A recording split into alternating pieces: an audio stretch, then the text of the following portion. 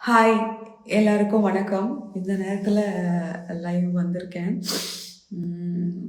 Of course நாங்கள் இப்போ கொஞ்ச நேரத்துக்கு முன்னாடி நானும் மோகனும் வந்து பிக் பாஸ் பற்றி கொஞ்சம் எங்கள் மனசில் பட்டது ரொம்ப நாளாக எனக்கு ஒரு வாட்டி தோணும். நான் பார்க்குறதில்ல, உண்மையிலே சொல்லணும்னா நான் வந்து அந்த வீக்கெண்ட் எபிசோட்ஸ் பார்த்துட்டு இருந்தேன். இப்போ அதுவுமே நான் பார்க்குறதில்ல 2-3 வாரமாக. அதனால ஒரு 2 வாரமாக நினைக்கிறேன் பார்க்குறதில்ல. அதனால அதை பற்றி பேசலை. பட் ஹாய் தீப்தி, இன்னைக்கு நாங்கள் பேசியிருந்தோம் மோகனோட பார்வையில் எப்படி இருக்கும் அப்படின்னு சொல்லிட்டு நாங்கள் பேசியிருந்தோம். நாளைக்கு அந்த வீடியோ வந்து யூடியூப்ல லைவ் ஆகும். ஆனால் இப்போ நான் வந்து இன்னைக்கு பார்த்தேன், எபிசோட் பார்த்தேன். சரி பேசியிருக்கோமே, சும்மா அதை பார்க்கலாம் அப்படின்னு பார்த்தேன். சீரியஸாக எனக்கு ஒரு மாதிரி கை கால்லாம் நடுங்க ஆரம்பிச்சிருச்சுங்க. சத்தியமாக யாரெல்லாம் அதை பார்த்தீங்க எனக்கு தெரியல. ரொம்ப ஒரு மாதிரி இவ்வளோ மோசமாக வைலண்ட்டாக நான் பார்த்ததே கிடையாது. ஒரு டிவியில் ஒரு ஒரு ஓரளவுக்கு அறிவு இருக்குன்னு சொல்லக்கூடிய ஒரு ஜென்மம், அந்த ஜென்மம் வந்து இதை விட கேவலமாக நடந்துக்கவே முடியாது. இந்த இந்த பொண்ணெல்லாம் சொல்லக்கூடாது. அந்த ஒரு கேடுகட்ட ஜென்மத்தை தயவு செய்து மிஸ்டர் விஜய் சேதுபதி, இப்போவாது உங்களுக்கு கொஞ்சமாவது மனசாட்சின்னு ஒன்று இருந்ததுன்னா, நீங்கள் தப்பு தான் இத்தனை நாளாக பண்ணிட்டு இருந்தீங்கன்னு உங்களுக்கு புரிஞ்சதுன்னா, நாளைக்கு அவ்வளோ கேவலமாக நடந்துக்க முடியுமா? ஒருத்தவங்களை பிடிச்சி எட்டி உதச்சி தள்ளுறாங்க. அதாவது அந்த டாஸ்க்ல அந்த மாதிரி நடந்துக்க கூடாது. எவ்வளவு நேரம் அந்த காருக்குள்ள இருக்கிறதுங்கிறது தான் அந்த டாஸ்கே. இதே மாதிரி ஒரு டாஸ்க் வந்து ஸ்நேகன் சார் பண்ணாரு அவரோட சீசன்ல. எவ்வளோ அழகா கண்ணியமா அத்தனை 8 மணி நேரமோ என்னமோ நினைக்கிறேன், எனக்கு ஞாபகம் இல்லை சரியா. அவ்வளோ நேரம் அந்த காருக்குள்ள அவர் இருப்பாரு. அதுக்கப்புறம் ஒரு கால்லையோ என்னமோ அப்படியே காலை வச்சிடாம நின்றுட்டு இருப்பாங்க. அவ்வளோலாம் கண்ணியமா இருந்தாங்க. என்னதான் இது வந்து சீப் பாஸ்ன்னு நம்ம சொல்லிட்டு இருந்தாலும் கொஞ்சம் ஒரு பேசிக் எத்திக்ஸ் கூட இல்லாம எவ்வளோ அசிங்கமா நடந்துக்க முடியுமோ, எவ்வளோ அசிங்கமா ஒரு பொண்ணை பேச முடியுமோ, அப்படியெல்லாம் இன்னைக்கு அந்த கமருதீன் பேசினா. கமருதீனோட அக்கா, கண்டிப்பாக நான் உங்களுக்கு இதை டேக் பண்ணுவேன். ப்ளீஸ் இதை பாருங்கள். உங்களுக்கு நீங்கள் வந்து எபிசோட் பார்க்காம இருக்க மாட்டீங்க. உங்களுக்கே அசிங்கமாக இல்லையா? உங்களுக்கு குழந்தைகள் இருக்கா? எனக்கு எதுவுமே தெரியாதுங்க. ஏன்னா நான் வந்து இதெல்லாம் ரொம்ப ஃபாலோ பண்ணுறது இல்லை. பட் நீங்கள் வந்ததை மட்டும் எனக்கு அந்த இதில் ரீல்ஸில் வழக்கம் போல் ப்ரோமோவில் பார்த்தேன். பட் ரொம்ப தப்புமா இதெல்லாம். ஒரு ஆண் பிள்ளையை வளர்த்து இந்த சமூகத்தில் அனுப்பும்போது ரொம்ப ஜாகிரதையாக இது பண்ணணும். இவ்வளோ கேவலமான ஒரு ஜந்துவை வளர்த்து விட்டுருக்கீங்க. என்னெல்லாம் பேசுகிறான் அவன், என்னெல்லாம் பேசுகிறான் அவன். முதல்ல அசிங்கமான வார்த்தைகளை யூஸ் பண்ணதுனால தான் அவங்க அந்த வார்த்தையை சொன்னாங்க. ஆனால் ஒரு அடிப்படையான நாகரீகம், எவ்வளோ அசிங்கமா இப்படி பேச முடியும், இப்படி நடந்துக்க முடியும்? எப்படிங்க ஒரு பொண்ணை பிடிச்சி அவன் தள்ள முடியும்? அந்த அந்த உயிருக்கு எதனா ஒரு ஆபத்து ஆயிருந்தா, ஒரு அதிர்ச்சியில அவங்களுக்கு ஆல்ரெடி வந்து அந்த பேனிக் அட்டாக் இருக்கு. அப்படி இருக்கும்போது அவங்கள அப்படி பிடிச்சி தள்ளி விடுறாங்களே, எப்படி அவங்க தள்ள முடியும்? எப்படி இந்த மாதிரி அசிங்கமா பிஹேவ் பண்ண முடியும்? இதெல்லாம் ஒரு பேட் எக்ஸாம்பிள் இல்லையா? இந்த மாதிரி நடந்துக்கிறது வந்து இது எவ்வளவு பெரிய ஒரு சமூக சீர்கேடு. நாளுக்கு நாள் இந்த சமூகத்துல வன்முறை அதிகமாயிட்டே இருக்குங்க. இப்போ 2 நாள் முன்னாடி கூட ஒரு ட்ரெயின்ல 4 பசங்க ஒருத்தரை வந்து துண்டு துண்டா அறுத்து கஷ்டப்படுத்தி அவ்வளோலாம் பண்ணியிருக்காங்க. தெய்வாதீனமா அந்த உயிர் பொழிச்சிடுச்சு. ஆனா யோசிச்சு பாருங்க, இந்த ஒரு வல்காரிட்டி எங்கிருந்து வரும்? நம்ம பார்க்குற திரைப்படங்கள்ல இருந்து கத்துக்கிட்டு தான் சொல்றாங்க. நிஜத்துல ஒரு ரியாலிட்டி ஷோல இப்படி நடந்ததுன்னா என்னங்க அர்த்தம்? அதுவும் ஒரு பொண்ணு இன்னொரு பொண்ணை இப்படி நடத்த முடியுமா? அந்த கதவை திறந்து அப்படியே காலால எட்டி உதச்சி தள்ளி தள்ளி அத்தனை பேர் தடுக்கிறாங்க. மனசாட்சின்றது இல்லையா? அவளெல்லாம் செவ்வுள்ள உடுத்து செவ்வுள்ள செருப்பால செவ்வுள்ள அடிக்கணும். கூட என்னோட கேரக்டர்ல நடிக்கும் போது கூட நான் வந்து நான் நாசமா இந்த மாதிரி வார்த்தைகள் நான் அவ்வளோ யோசிப்பேன். ஒரு வாட்டி திட்டினா கூட போய் சாமி கிட்ட போய் அவங்க பேர்ல அர்ச்சனை பண்ணிட்டு வருவேன். ஆனா இந்த மாதிரி ஒரு இதெல்லாம் டீச்சர், உன் அம்மா டீச்சர். அன்னைக்கு உள்ள வந்த அன்னைக்கு உன் அம்மா 2 அறை கொடுத்துருந்தாங்கன்னா நீ எல்லாம் திருந்திருப்ப. விட்டுட்டு மெடிக்கல் இருக்கு, மெடிக்கல் இருக்கா? உன்னை அப்படியே செவத்தோட வச்சு அடிச்சு மெடிக்கல் இருக்கு போடின்னு சொல்லணும். முறை பிடிச்ச நாய் பண்றதெல்லாம் அசிங்கம். ஆக்சுவலா அவங்க உள்ள இருக்கிற அத்தனை கண்டஸ்டன்ட்க்கும் அவங்க வந்து மென்டலி டார்ச்சர் பண்ணிட்டு இருக்காங்க. அந்த கேமை பொறுத்த வரைக்கும் இப்படி பண்றது கிடையாதுங்க. ஃபர்ஸ்ட் வந்து ஷில்பா ஷெட்டி கலந்துக்கிட்ட ஒரு பிக் பாஸ் வந்து அவ்வளோ ஃபேமஸ் ஆச்சு. அங்க வந்து அவங்கள வந்து அந்த என்ன சொல்றது, அந்த நிறத்தை வச்சு அவங்கள அவ்வளோ பண்ணாங்கன்னு சொல்லி ஒரு பெரிய சர்ச்சைக்குள்ளாச்சு ஒரு காலத்துல. அந்த மாதிரி பண்றதெல்லாம் கூட வேற விஷயம். ஆனா இப்படி அத்தனை பேரையும் ஒரு 2 பேரால வந்து இவ்வளோ டார்ச்சர் பண்ண முடியும்னா, நீங்க எல்லாம் மனுஷங்களா? நீங்க எல்லாம் சோறு தான் தின்றீங்களா? என்ன ஜென்மங்கடா நீங்க எல்லாம்? காசுக்காகவோ இந்த ஒரு இதுல கிடைக்கிற ஒரு பப்ளிசிட்டிக்காகவோ என்னடா தின்றீங்க 2 பேரும்? என்னடா வாழ்றீங்க? உங்க வாழ்க்கையெல்லாம் ஒரு வாழ்க்கையா? 65 கேமரா பார்த்துக்கிட்டு இருக்கு. ஒரு பொம்பளை 2 குழந்தைங்களுக்கு அம்மா, யாரா வேணா இருக்கட்டும், அவங்க குழந்தை பெத்துக்காதவங்களா கூட இருக்கட்டும், யாரா வேணா இருக்கட்டும், பிசிக்கலி அவங்க ரொம்ப ஸ்ட்ராங்கா கூட இருக்கட்டும், அப்படி பிடிச்சி தள்ளி விடுறதுக்கு நீங்க யாரா? காலு ஒரு விரல் உடைஞ்சா கூட யாரா கொடுக்கறது? அது இதுதான் அந்த கேம் ஷோல நீங்க பண்றீங்களா? பேன் பண்ணணும் இந்த கேம் ஷோவை. இந்த கேம் ஷோவையே பேன் பண்ணணும் எல்லாரும் சேர்ந்து. கல்லை விட்டு அரிஞ்சு மொத்த பேரையும் வெளியே வாங்கினாலும் இழுத்துட்டு வரணும். துப்பிட போறேன். எனக்கு அவ்வளவு ஆத்திரம் வருது பார்த்ததுல இருந்து. அந்த பார்வதி மூஞ்ச பார்த்தாலே இப்படி செவில்ல குடுக்கணும் போல வருது. என்ன திமிரு! நீ எல்லாம் எப்படி ஒரு வீட்டுல ஒரு எச்சக்கால நாயி, மூஞ்சி முகரக்கட்டையும் பரதேசி பன்னாட நாயி, உன்னெல்லாம் யாரா இனிமே சீரியல்ல வாய்ப்பு கொடுப்பா? உனக்கெல்லாம் எச்சக்கல நாய் கொடுப்பாங்க. இந்த மாதிரி நாய்களுக்கு தான் உட்கார்ந்து இருக்காங்க காத்துக்கிட்டு. இந்த நாய்ங்க எல்லாம் வெளியில வந்தா இன்னும் இதுகளை போய் ரிப்பன் கட் பண்றதுக்கு கூப்பிடுவாங்க பாருங்க.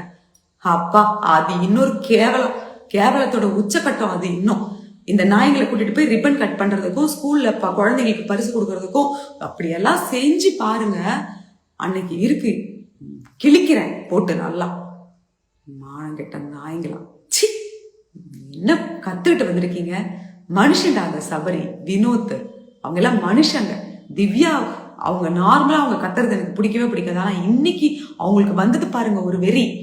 அவங்க நிஜமா சொல்றேன், அந்த இடத்துல நான் இருந்திருந்தேன்னா எனக்கு நான் எப்படி கத்துவணும் அப்படிதான் கத்துனாங்க. நிச்சயமா மனுஷங்களா இருக்கிற யாரா இருந்தாலும் கோவம் வரும். அவங்க எப்பேற்பட்ட கெட்டவங்களா இருக்கட்டும், இதே இந்த நாயை வேற ஒருத்தர் தள்ளி இருந்தாலும் எனக்கு இந்த கோபம் வரும். அது என்னங்க ஒரு ஹியூமனிட்டி இல்லாம நடந்துக்கிறது, ஒரு பேசிக் ஹியூமனிட்டி இல்லாம நடந்துக்கிறது. 2 நாள் முன்னாடி வரைக்கும் அவங்க கிட்ட அடைக்கலமா கிடந்த நாய் தானே நீ.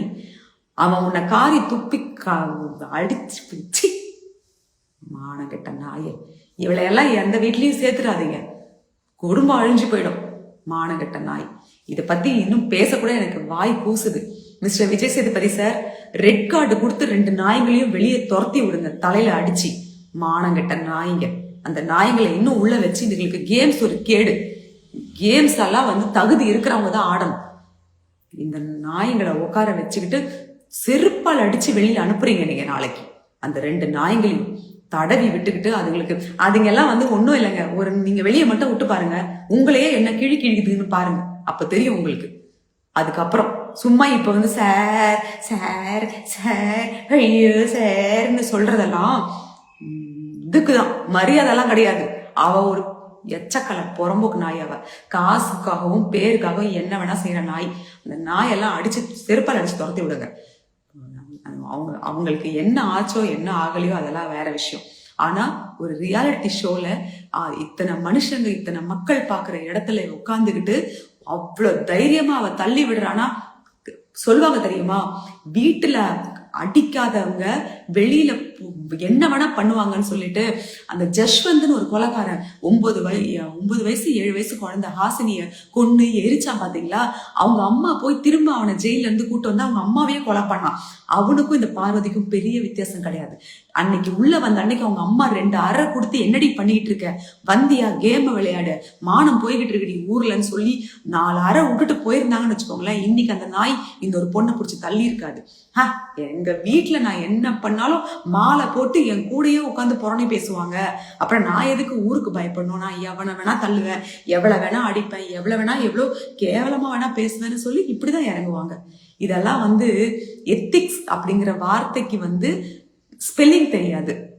மானம் மரியாதை இதுக்கெல்லாம் வந்து எந்த மீனிங் இவங்க அகராதிலேயே அதெல்லாம் கிடையாது.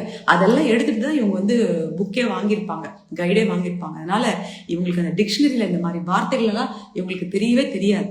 மானங்கிட்ட நாய்ங்க.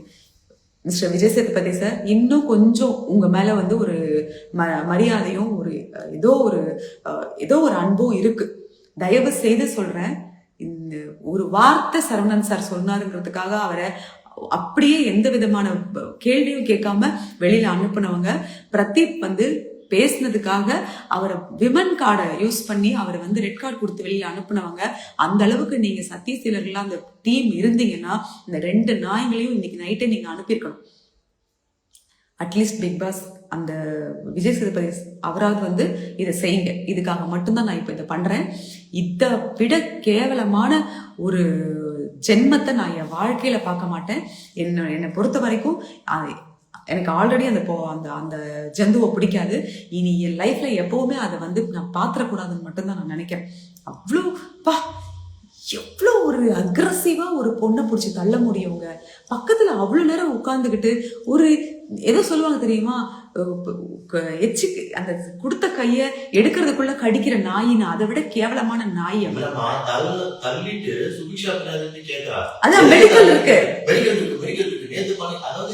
நேத்து வந்து கேம்ல புடிச்சு அமுக்குனதுக்கும் இன்னைக்கு இவ தள்ளுறதுக்கும் என்னங்க? ஆக்சுவலா அது வந்து ஒத்துக்கவே முடியாது. பிக் பாஸ் மட்டும் இதை வந்து ஓகேன்னு சொல்லி அவங்கள உள்ள உட்கார வச்சா அந்த ஆளை விட கேவலம் யாருமே கிடையாது. அந்த ஆளை விட யாருமே கிடையாது. உண்மையிலே சொல்றேன். இது எப்படி நியாயமா இருக்க முடியும்? இது நியாயமே இல்லையே. அவங்களா வெளியில முடியாம வந்தா தானே அவங்க வந்து எலிமினேட் பண்ண முடியும். அவங்க வரலையே. இவங்க புடிச்சு தள்ளினா எப்படி அது எலிமினேட் ஆக முடியும்? அப்படி தள்ளி விடலாம்னா ஆரம்பத்துல பாவம் விக்ரம் எல்லாம் வந்து அங்க அவருடைய உடம்புக்கு அவர் கண்டிப்பா புடிச்சு ஒரு எத்தி விட்டு இருந்தா 4 பேர் வந்து விழுந்திருப்பாங்களே. அப்படி பண்ணிருக்கலாமே. அது கேம். அவங்க என்ன சொன்னாங்க, எவ்வளவு நேரம் தாக்கு பிடிக்க முடியுதோ அவ்வளவு நேரம் உட்காருன்னு தான் சொன்னாங்க. யாரை வேணாலும் நீங்க என்னன்னா தள்ளிக்கலாம், நீங்க உட்காரலாம்னு சொல்லவே இல்லை. இது கேம் எத்திக்ஸ்லயும் உள்ள வரல, ஹியூமனிட்டிலயும் உள்ள வரல. இவ வந்து ஒரு மனுஷியே இல்லைங்க. அது ஒரு இத வந்து நீங்க உள்ள அனுப்புனதே பெரிய தப்பு. இது எப்படி சொல்றதுன்னு எனக்கு தெரியல. அசிங்கமா இருக்கு. ஒரு மாதிரி அவர்ஷன் இல்ல, அசிங்கமா இருக்கு. அந்த அந்த 2 பேரை பார்த்தாலே எனக்கு அசிங்கமா இருக்கு. தயவு செய்து நாளைக்கு ரெட் கார்டு கொடுத்து அந்த 2 நாயங்களையும் வெளியே அனுப்புங்க. அவ்வளவுதான். இது மட்டும் தான் எனக்கு உடனே சொல்லணும்னு தோணுச்சு. நாங்க இதை பத்தி நிறைய ஃபன்னா பேசியிருந்தோம். அந்த வீடியோ நாளைக்கு வரும். ஆனா இப்படி நான் எதிர்பார்க்கவே இல்லை. பேசி முடிச்சுட்டு நான் போய் எபிசோட் பாக்குறேன். இப்படி நான் எதிர்பார்க்கவே இல்லை. என்னால தாங்க முடியல. ஸோ தயவு செய்து மனித நேயம், மனிதாபிமானம் இருக்கிறவங்க அடிப்படை ஒரு கொஞ்சமாவது நம்ம அந்த என்ன சொல்றது மரியாதை, இந்த கல்ச்சர்லாம் விடுங்க, அதெல்லாம் நான் எதுவுமே பேசல. ஒரு பெண்ணுக்கு ஒரு ஆணுக்கு கொடுக்குற அந்த அடிப்படை மரியாதை அது கூட இல்லாத அந்த கம்ருதீன், அவெல்லாம் கடவுள் தாங்க பார்க்கணும். எனக்கு இன்னும் படபடப்பு அடங்கவே இல்லைங்க. சத்தியமா ஒரு மாதிரி படபடன்னு இருக்கு. உண்மையிலேயே அந்த குழந்தைங்க வீட்டுல ரொம்ப அழுதுருக்கும். அவங்க அம்மாவை அப்படி தள்ளி விடுறத பார்த்து அந்த குழந்தைங்க இல்ல, அவங்களும் பேசியிருக்காங்க. சாண்ட்ராவும் கனியெல்லாம் பேசியிருக்காங்க. ஆனா அந்த கனியே இப்ப இருந்தா கூட அவங்க பதட்டப்பட்டிருப்பாங்க. அவங்க பேசுறத விட உதச்சிருப்பாங்க, அவங்க அழுதுருப்பாங்க. சீரியஸாவே எனக்கு அவ்வளவு கஷ்டமா போச்சு. பேசுறது கூட விடுங்க, ஒருத்தர் பத்தி புறணி பேசுறது அது மனிதர்களுடைய இயல்பு. எல்லாரும் ஒரே மாதிரி இருப்பாங்கன்னு சொல்ல முடியாது. ஆனா இவங்க 2 பேரும் என்னைக்குமே தப்பு இல்லைங்க. டே 1ல இருந்தே இவங்க தப்பு தான். கமருதீன் வந்து ஆரம்பத்துல நான் வந்து அரோராக்காக தான் உள்ளேயே வந்து உட்காந்து வினோத் கிட்ட பேசினான். அவனால என்ன சொல்றது, அப்படிதான் பேசினான். அரோராக்காக தான் நான் உள்ளேயே வந்தேன், அரோராக்காக தான் உள்ளேயே வந்தேன். திடீர்னு அவனுடைய கேம் அப்படியே மாறி பார்வதி பின்னாடி போக ஆரம்பிச்சு அது ஏதோ போச்சு. எல்லாமே வந்து இந்த மாதிரி நிகழ்ச்சிகள் வந்து சமூக சீர்கேடு. சமூக ஆர்வலர்கள் ஒரு பீப் சாங்குக்கு வந்து கொடி பிடிச்சிக்கிட்டு ஒருத்தருடைய கெரியரையே காலி பண்ற மாதர் சங்கங்கள், நீங்க எல்லாம் தூங்கிட்டு இருந்தீங்கன்னா ப்ளீஸ் எழுந்துவாங்க. ஒரு பொண்ணை இந்த மாதிரி ஒரு கேம் ஷோங்கிற பேர்ல இவ்வளோ மோசமா நடத்துறாங்க. நாளைக்கு அவங்களுக்கு ஏதோ ஒரு பாதிப்பு வந்ததுன்னா அது யாரை சாரும்? எப்படி இந்த சமூகத்துக்கு வந்து ஒரு கெட்ட ஒரு விஷயம் நடந்துதான் க்ளோஸ் பண்ணணும்னு கிடையாது. ப்ரிகாஷன் ஆக்டிவிட்டின்னு இருக்கு. ஸோ அது கூட நம்ம பண்ண முடியும். தயவு செய்து இதுல இருந்து இந்த 2 நாய்களை துரத்தி அடிச்சு விரட்டுங்க. அவ்வளவுதான் எனக்கு தெரிஞ்சதெல்லாம். நான் ஏதாவது தப்பா சொல்லியிருக்கேன்னா நீங்க வந்து கமெண்ட்ல தாராளமா சொல்லலாம். நான் கமெண்ட் பாக்ஸ் ஆஃப் பண்ண மாட்டேன். ஏன்னா எனக்கு எந்த பயமும் கிடையாது. ப்ளீஸ் நான் கடவுள்கிட்ட வேண்டிக்கிறேன், இந்த குழந்தைகளுக்காக சாண்ட்ராக்கு எதுவும் இருக்கக்கூடாது, நல்லா இருக்கணும். ஏன்னா ஆல்ரெடி அவங்க மனசளவில் ரொம்பவே உடைஞ்சு தான் போயிருக்காங்க நேற்றுலேருந்து. வாட் எவர் அவங்க எவ்வளோ இதுவாக பேசியிருந்தாலும் பேசுறதெல்லாம் ஒரு விஷயமாங்க. நம்மளை சுற்றி எத்தனை பேர் நம்மளை பற்றி பேசுவாங்க, புரணி பேசுவாங்க, கோவம் வந்தால் பேசுவோம், அதெல்லாம் விடுங்க. இப்போ மனுஷங்களோட இயல்பு, அதெல்லாம் நம்ம சொல்லக்கூடாது. ஆனால் நம்ம யார் நம்புகிறோமோ அவங்க நம்மளை வந்து அடிக்கும்போது அவன் எவ்வளோ கெட்டவனாக இருந்தாலும் உடஞ்சி போயிடுவான் ஒரு நிமிஷத்தில். அப்படிதான் இப்போ அவங்க ஆயிட்டாங்க. ஸோ அவங்களுக்கு வந்து எந்த இதுவும் ஆகாமல் அவங்க நல்லா இருக்கணும்னு நான் கடவுளை வேண்டிக்கிறேன். ப்ளீஸ் இதுக்கு ஒரு நல்ல முடிவாக எடுக்கணும். தயவுசெய்து முடிஞ்ச இந்த கன்றாவியை நிறுத்துங்க. எந்த நாய்க்கும் கொடுக்க வேணாம். இப்போ நிஜமாவே சபரி எல்லாம் வந்து ஃபைனலுக்கு வருவாரான்னு எனக்கு தெரியல. அந்த நல்ல மனுஷன் வந்து தோத்து போகிறத விட, வினோத் மாதிரி ஒரு என்டர்டெய்னர் வந்து தோத்து போகிறத விட, சுபிக்ஷா மாதிரி தன்னுடைய கம்யூனிட்டி ஜெயிக்கணும், தன்னை சார்ந்த ஒரு கூட்டம் ஜெயிக்கணும்னு ஆசைப்படுற ஒரு வெறியோடு வாழ்கிற ஒரு பொண்ணு விக்ரம், அட்லீஸ்ட் விக்ரம் ஒரு என்டர்டெய்னர். ஸோ இந்த மாதிரி நல்லவங்க மத்தியில் திவ்யா ஏதோ நல்லது பண்ணணும்னு நினச்சி உள்ளே போய் அது தெரியாமல் கத்திட்டு இருக்கு. ஸோ இந்த மாதிரி ஏதோ ஒரு வகையில் ஒருத்தரும் மாறுபட்டிருக்காங்க. அரோரா கூட தன்னோட வாழ்வியல்ல இருந்து கொஞ்சம் தன்னை வந்து மாத்திக்கணும். எவ்வளவு புத்திசாலி. முதல் 2 ரவுண்ட் அந்த பொண்ணு பார்க்கும்போது எவ்வளோ விஷயங்கள் தெரிஞ்சிருக்கு. பாவம் அவங்கவுங்களோட சூழ்நிலை அது ஏதோ தப்பா போடுறாங்க, அதுக்காக அவங்க தப்பானவங்க இல்லை. ஆனால் இந்த 2 நாய்ங்க மட்டும் மன்னிக்கவே கூடாது. அதுங்களை வந்து இருக்கவும் விடக்கூடாது. துரத்தி அடிங்க. கொஞ்ச நாளைக்கு அந்த நாய்ங்களுக்கு ரெட் கார்டு கொடுத்து மூளையில போட்டு வைங்க.